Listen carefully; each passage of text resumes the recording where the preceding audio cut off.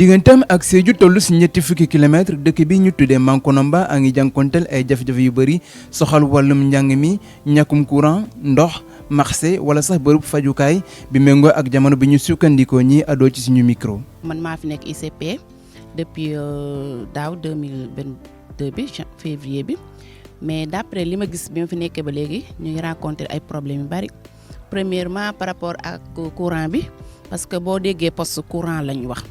parce que poste bu amul courant liggéey bi day xaw a métti parce que accouchement da nga koy am à tout moment parce que neexul ngay accoucher di yor ay tos wala ngay nit ay lampe parfois doo xam ni ngay def te maladie tamit souvent lu ëpp guddi gi la ñuy ñëw xaaju guddi gi te yaa ma gën a xam dëkk bi presque yi fii nekk yëpp doo comprendre parce que sooy liggéey da ngay ànd xel moo xamante ni dalut poste bi amul sécurité premièrement amuñu gardien te ay jigéen donc ñoom ñoo fi nekk. Aujourd'hui, sans électricité, rien ne peut être fait. Même si ça peut être fait, mais ça va se faire d'une manière traditionnelle.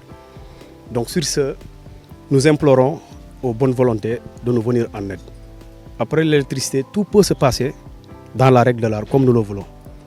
Bon, pour cela, toujours dans le cadre de l'électricité, nous pour faire les photocopies, les reprographies, on les fait à Kolda. Vous imaginez la distance qui sépare Mankonomba à Kolda. C'est presque 52 km. Donc au moins chaque week-end, il faut qu'il y ait quelqu'un qui va faire la photocopie. L'école de Mankonomba réalise beaucoup d'élèves. Le nombre d'élèves que l'école primaire a eu dépasse largement le CM. Alors nous voudrions, si possible, ce que nous voulons, l'ordonnance que nous voulons mettre vers le maire, c'est de voir est-ce qu'il peut nous faire au moins terminer ces 2 abris-là en construction. Je crois que s'il y a au moins 2 classes, ça pouvait un tout petit peu quand même amoindrir. Parce que les pléthoriques qui est dans les classes là, c'est trop. Une classe de CM2 qui te fait 50 et quelques élèves. J'ai vu que vraiment, c'est pas de l'éducation en quelque sorte. Surtout en pleine brousse comme ça, où il y a beaucoup de choses qui manquent. Les élèves ne font que cours à l'école, mais à la maison, il n'y a pas de suivi. Donc quand tu as une classe si pléthorique, tu auras des problèmes pour gérer ces enfants. Voilà ce qui fait que dans ce cas-là où nous sommes présentement, on a un problème de résultat. Il y a un problème de résultat. Parce que les enfants n'apprennent uniquement qu'à l'école, mais n'apprennent pas à la maison. Maintenant, si par exemple le temps d'étude à l'école n'est pas suffisant, à la maison ils ne font rien, vraiment je crois que ça impacte sur les résultats. Mais le gros problème, c'est l'électrification. L'autre problème, c'est l'accès à l'eau potable. S'il y a un troisième, c'est le problème de désenclavement. Puisque pour l'électrification, un gros village qui n'est pas électrifié, il y a eu un programme de l'État conduit par le PUDC qui a démarré, qui a mis quelques poteaux. À trouver un peu partout et les populations étaient obligées de reboucher ces trous parce qu'il y a eu des accidents corporels, des gens qui sont cassés les pieds des enfants, même des adultes qui sont cassés les pieds dans ces trous. La population était obligée de les reboucher. Si vous voyez l'établissement, les gens se débrouillent parce que simplement on manque d'une bibliothèque. Le bloc administratif pose problème. Le bloc que vous voyez, ce sont les parents qui l'ont fait par leurs propres moyens. On a installé les années dernières des panneaux solaires qu'ils sont venus nous prendre le lendemain même. Donc pour vous dire qu'il y a un problème de sécurité. Ça c'est un problème plus criard dans la zone là. Je crois que ce n'est pas Mankono seul. Si c'est à plaider, c'est à plaider pour toute la zone. Que vraiment l'autorité fasse des actions pour que la zone là ait du courant. En ce 21e siècle, un élève, même je peux dire un étudiant ou bien un enseignant qui ne peut même pas manier l'ordinateur à cause du courant, ça pose problème. Ça pose énormément de problèmes. Parce que le courant là, les gens ont mangé, assisté à quelques manifestations de la population à cause du courant. Mais jusqu'à présent, ça reste vain. Alors, on nous dit l'année passée qu'en aucun cas, cette année, au plus tard au mois de février, nous aurons du courant. Mais malheureusement, jusqu'à ce on n'a rien vu. Jusqu'à là où nous sommes. Vraiment, les enfants ont des problèmes à apprendre à la maison. Peut-être on peut vraiment saluer les efforts des parents Parce que la majorité de ces parents ont des panneaux solaires au niveau de leur maison. Peut-être les enfants, peut-être peuvent se débrouiller. Et ça profite que les élèves qui sont dans les classes d'examen. Mais les petites classes, ce n'est pas leur problème. Parce que s'il n'y a pas suffisamment d'éclairage, mais c'est le grand qui s'en bénéficie parce qu'ici il a un examen. Mais le petit enfant, il peut continuer à jouer parce qu'il dit qu'il n'y a pas de lumière. Est-ce qu'il n'a pas raison? Donc ça profite uniquement que les élèves qui sont dans les classes d'examen. Donc vraiment, je crois que le courant, c'est une nécessité en ce 21e siècle. On investit beaucoup à l'élémentaire, mais au préscolaire, donc on oublie le préscolaire. Surtout l'État, les autorités locales, la population presque ne s'intéresse pas beaucoup au préscolaire. On voulait que les populations viennent en aide au préscolaire pour qu'on puisse... Parce que la préscolaire, c'est la base. Si l'enfant a une base, donc arriver à l'élémentaire, l'intégration, c'est facile, quoi. Le corps enseignant aussi, il en a manque. Nous avons des difficultés dans les matières scientifiques. On n'a pas assez de professeurs. Pour preuve, ceux qui sont là, les deux qui sont là, qui dispensent maths SVT, c'est des professeurs qui sont très surchargés. Donc vous imaginez en sciences, si on pouvait peut-être inclure des heures supplémentaires, on allait avoir des problèmes. Ou bien des heures de rattrapage. Deux professeurs pour combien de classes? 2 professeurs pour 8 classes pédagogiques.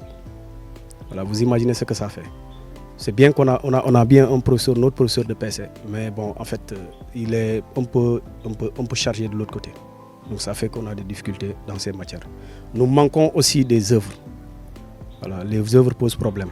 Donc d'une manière ramassée, voilà un peu les difficultés que nous avons du point de vue pédagogique. Donc nous voulons peut-être de l'électricité, si possible. Nous voulons aussi une bibliothèque équipée, un bloc administratif digne de nom, pour au moins nous faciliter les apprentissages. Des armoires, des chaises, des tables, des tables, nous n'en avons pas. Nos livrets, on les met par terre. Le problème, même si les élèves ont besoin de leur numéro de stress, c'est pour chercher ça, c'est un problème. Il a évoqué le problème de courant, effectivement c'est ça. Nous n'avons pas le courant, il paraît qu'il y en avait ici, moi je suis arrivé en 2014, il paraît qu'il y en avait ici, mais à part la suite, on a volé les panneaux, on a pris les batteries, il n'y a rien. Même pour la photocopie, comme il a dit, les compositions, les devoirs, on est obligé de se rabattre à Kolda pour aller chercher ou photocopier.